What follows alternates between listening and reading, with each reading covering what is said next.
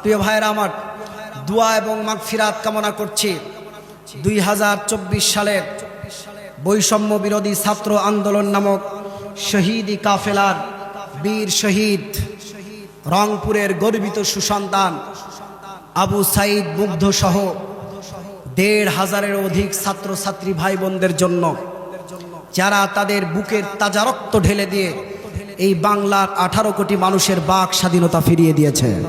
ঠিক কিনা বলেন?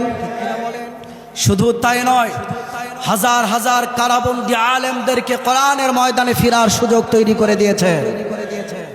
8 বছর 10 বছর ধরে ওই জালেমের তৈরি করা আয়না ঘরে বন্দী হওয়া হাজার হাজার নিরীহ নিরপরাধ মানুষকে তার পরিবারের কাছে ফিরে আসার তৌফিক হয়েছে এই আন্দোলনের মাধ্যমে।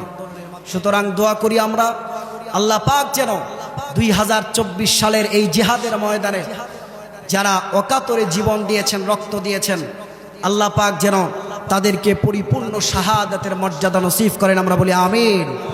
এবং এই জিহাদের ময়দানে যারা অংশগ্রহণ করতে গিয়ে পঙ্গুত্ব বরণ করেছেন, কেউ একটা পা হারিয়েছেন, কেউ একটা হাত হারিয়েছেন, কেউ বা একটা চোখ হারিয়েছেন, আল্লাহ পাক যেন আমার ওই সমস্ত ভাইদেরকে অতি দ্রুত শেফায়ে কামেলা আজেলা নসিব করেন এবং আল্লাহ পাক যেন তাদের আগামীর পথ চলাটাকে সহজ করে দেন, বলেন আমিন।